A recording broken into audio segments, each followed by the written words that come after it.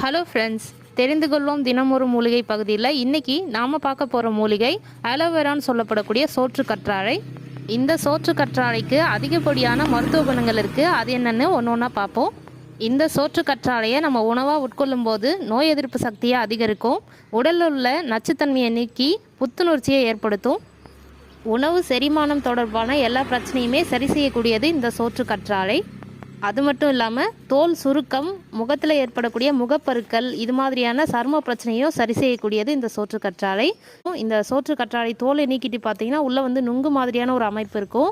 அதை நீங்கள் நல்லா முகத்தில் அப்ளை பண்ணும்போது உங்களுடைய சருமத்துக்கு அதிக அளவு நன்மை செய்யக்கூடியது.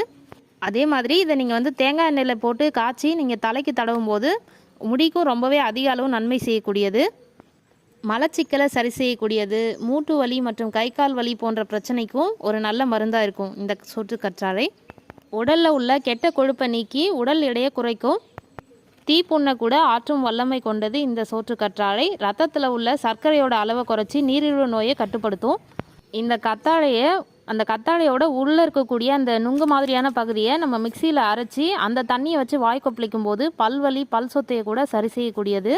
இது எல்லாத்துக்கும் மேலே இந்த கத்தாழையை நம்ம வளர்க்கும் போது நம்மளை சுற்றி இருக்கக்கூடிய காற்றை சுத்திகரிக்கும். எல்லார் வீட்லேயும் அவசியம் வளர்க்க வேண்டிய மூலிகை செடிகளில் இந்த கத்தாழையும் முக்கியமான ஒன்று. இதை வளர்க்குறதுக்கு பெருசாக ஒன்றும் இடம் தேவைப்படாது. ஒரு சின்ன தொட்டியில் கூட நீங்கள் வச்சு ஈஸியாக வளர்க்க முடியும். இந்த கத்தாழையை போய் நர்சரியில் வாங்கணும்னு கூட அவசியம் இல்லை. உங்களுக்கு தெரிஞ்சவங்க யார் வீட்லையாவது இருந்தால் அதுக்கு பக்கத்தில் பார்த்தீங்கன்னா குட்டி குட்டியாக நிறைய செடிகள் வளர்ந்துருக்கும். அதுலேருந்து ஒரு சின்னதாக ஒரு கட்டிங் எடுத்துகிட்டு நீங்கள் வச்சிங்கன்னா கூட போதும், ஈஸியாக வளர்த்துடலாம் அந்த செடியை. கோடை காலத்தில் இந்த சோற்று கற்றாழை நம்மளுக்கு அதிக அளவு பயன் தரக்கூடியது. ஏன்னா கோடையில் ஏற்படக்கூடிய அதிகப்படியான வெப்பத்திலிருந்து நம்மளுடைய உடலை பாதுகாத்துக்கிறதுக்கு இந்த கற்றாழையை நம்ம ஜூஸாக அடித்து பயன்படுத்தலாம். அது ஜூஸாக நம்ம எப்படி பயன்படுத்தணும்னு உங்களுக்கு தெரிஞ்சுக்கணுன்னா கமெண்ட்டில் சொல்லுங்கள். அதை பற்றி தனியாக ஒரு வீடியோவில் அந்த ஜூஸை உங்களுக்கு எப்படி செய்யணும்னு காமிக்கிறேன். எந்த ஒரு மூலிகையுமே அதை பயன்படுத்துகிற முறையையும் அளவையும் தெரிஞ்சுக்கிட்டு தான் நம்ம பயன்படுத்தணும். இந்த சோற்று கற்றாழை அதிக அளவு உடலுக்கு குளிர்ச்சியை தரக்கூடியது. அதனால் ஆஸ்துமா மாதிரி பிரச்சனை இருக்கக்கூடியவங்க கோடை காலத்தில் மட்டும் இதை நல்லா பயன்படுத்தலாம்.